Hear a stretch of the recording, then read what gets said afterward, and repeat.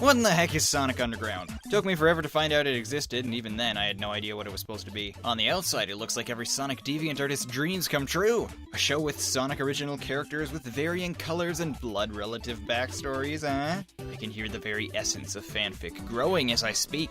And you know those YouTubers who take scenes from a cartoon and make a music video with perhaps a quirky pop song or something from Linkin Park?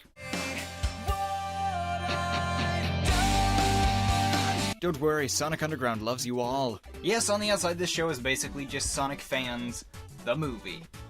Probably coming straight to VHS, but on the inside, it's kind of the same. Well, as a longtime Sonic fan myself who spends most of his time researching how to draw fan art without hands, I am very triggered right now. You are fan art. Yes, and as a living paradox, my life is hard enough without internet philosophers poking fun at the Sonic fandom. Okay, well before everybody unsubscribes, allow me to give you a disclaimer that I probably should have put before I talked about angry Sonic comments. Disclaimer. I used to make fan art, fanfics, knew tons of people who did, and it was awesome. They were awesome people, and we all had a ton of fun doing what we liked to do.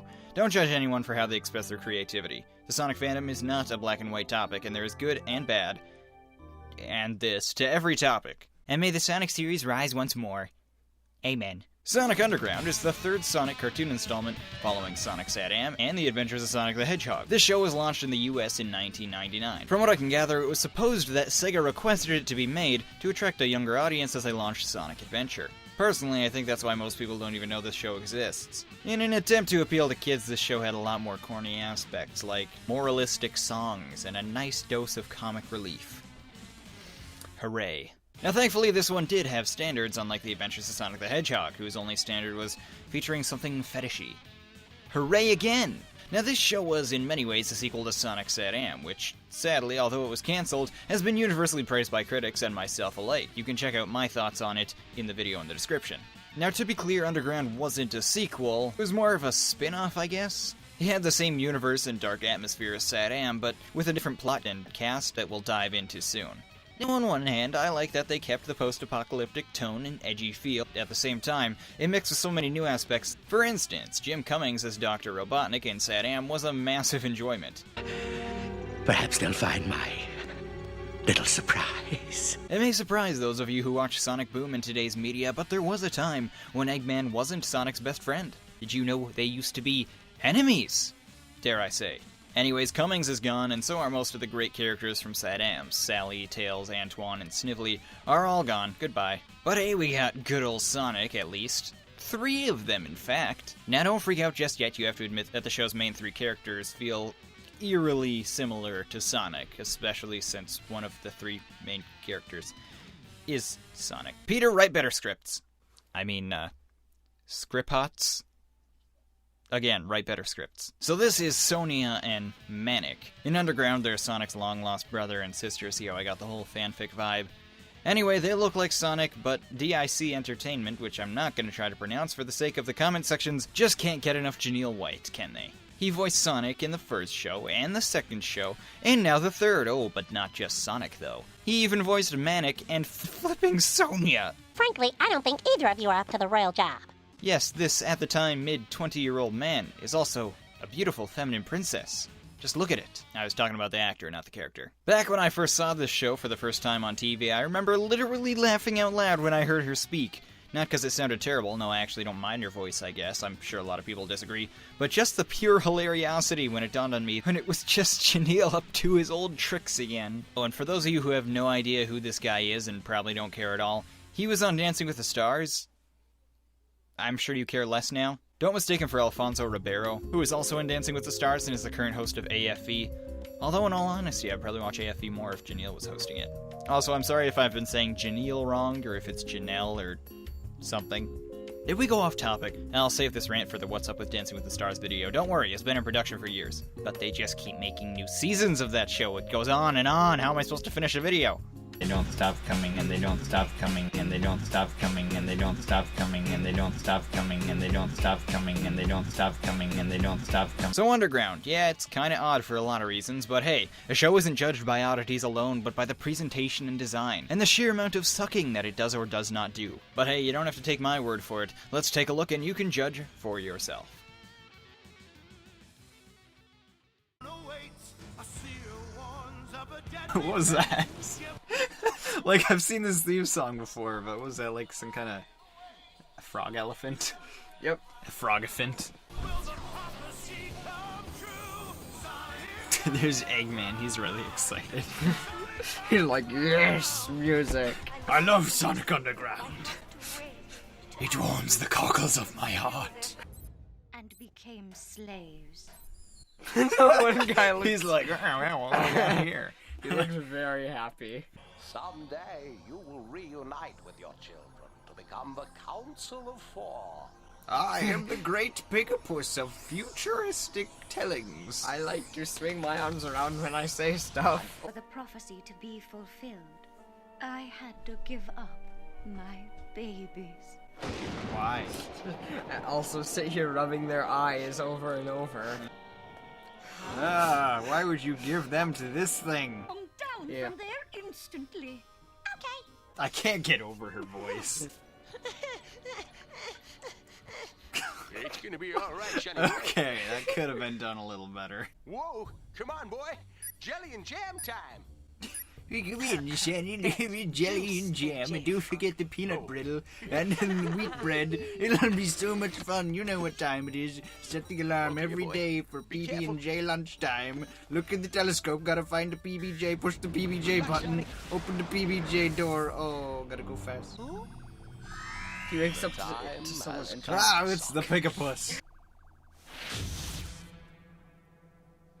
I am the oracle of pretty 40s-style tables, known as the Pigapus. You must sing the song that is in your heart, young hedgehog. Hey, whoa, wait. What's something missing? Oh dear. Something's not quite right. Yeah, I think it's something about this show. Sing what's in your heart, Sonic.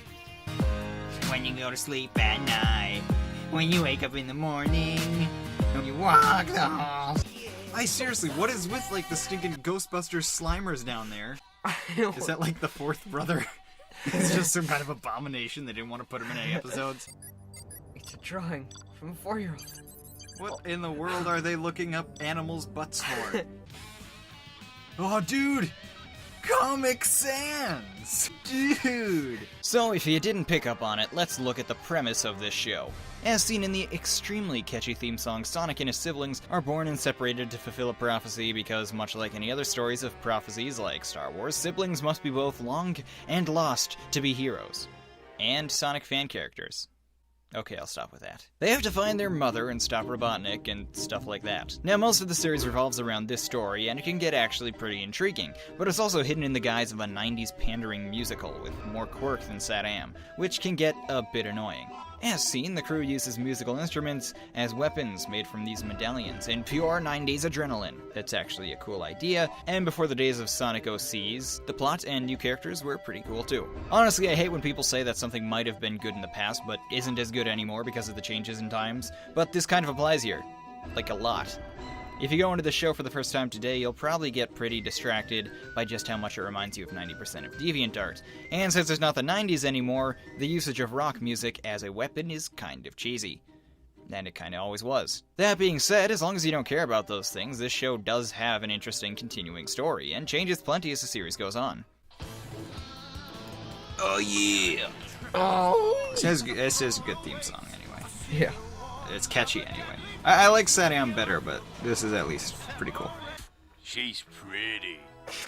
Really? And you're ugly. Now let's get to work. He's got a point there.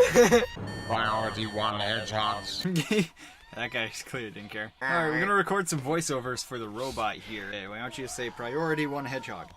Crack, cranny, bargain, red frog.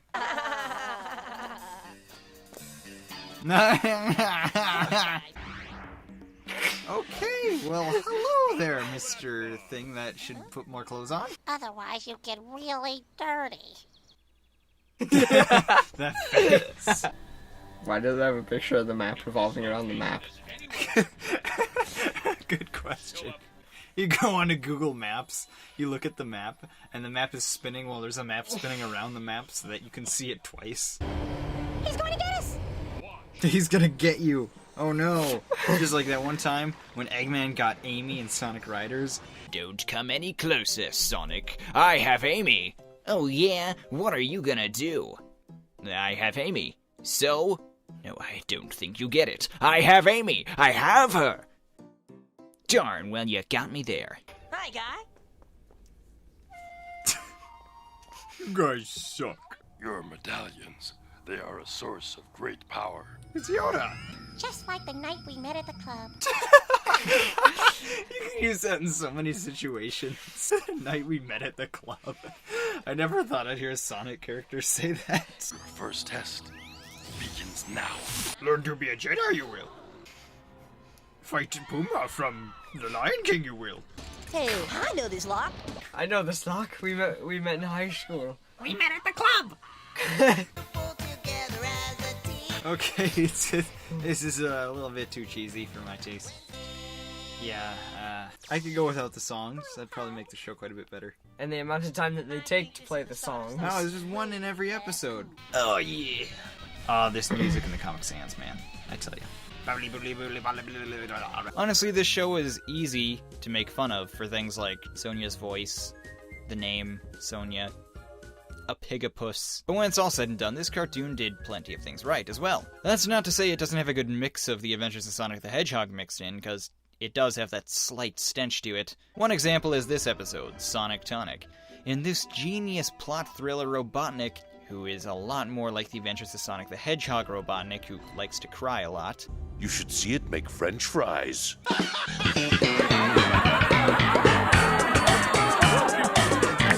creates his most brilliant invention yet. My most brilliant invention yet. No, silence you, Sonic Boom. When you come back with an actual plot that continues, maybe you can talk about Underground. He creates a tonic that gives you big feet. Hooray, yet again. Now this episode takes a break from the main plot, in a way, and is just about the foot potion, which is both good and bad. It's bad because, well, it's bad. But it's also nice that episodes like this that aren't quite as good mostly stay out of the main plot. When the main plot is continuing, the show is more serious and less goofy, which is really what I prefer from the show. I recovered this from the ship. It shows silence. It shows silence, it's a blank disc. Who was recording this? Who just had their iPhone out, like taking selfies and stuff? Wow. Well, it simply exploded into pieces. Now the dragon is everywhere. Young Manic, you were disappointed because the others had wonderful powers. You were so suck. small. Running the resistance. What is he doing to that robot? Is that effective? Too bad we didn't set down at Robotnik's headquarters. Yeah, that's too bad.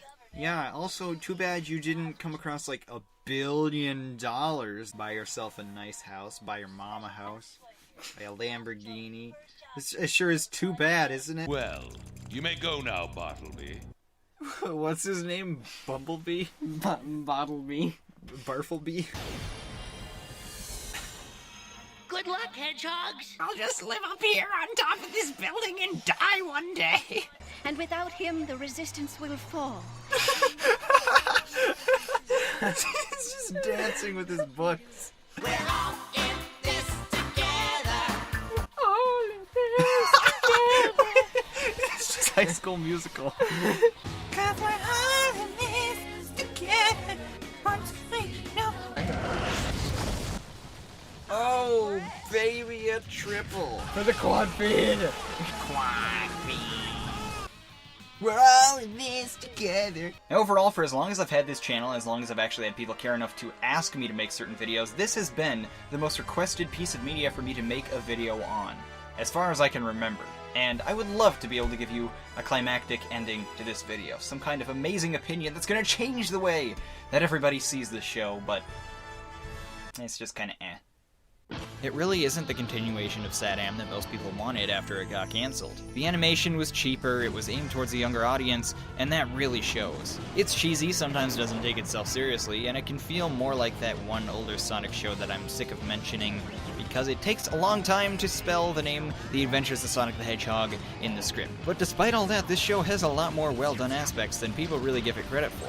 And to be honest, most of the cheesy things in the show were seen as awesome back in the 90s. It was still written by some of the writers who did did Saddam, and that too really shows. It has some of the same great-looking, dark, painted backgrounds, the character dialogue is still believable, and it's kind of fun to hear them banter. And the three main characters are pretty likable as well. The continuing plot can be a tad complicated, but it also keeps the show exciting. Yes, Sonic Boom, I'm looking at you. I may not be a huge fan of the old 90s cheese, but I won't say that it's not creative, and yes, some of the songs that Sonic and his siblings sing can be pretty catchy, I'll give him that. Sonic Underground! Look, I have created fan art. Shush. I have created life. Hey, what is up guys? Peter here, thanks a ton for watching this video. I really hope you enjoyed it, and if you did, feel free to give it a like to let me know. I upload videos like this almost every day, so go ahead and subscribe if you're into that kind of a thing. If you want to contact me directly or stay up to date with upcoming videos, check out my social medias. The links to those are in the description. Now I leave you with this music from DJ BassFox28, who provides most of the music for my videos. You can check him out in the description or by clicking the annotation to the left. Thanks again for watching, and as always, have yourselves a wonderful day.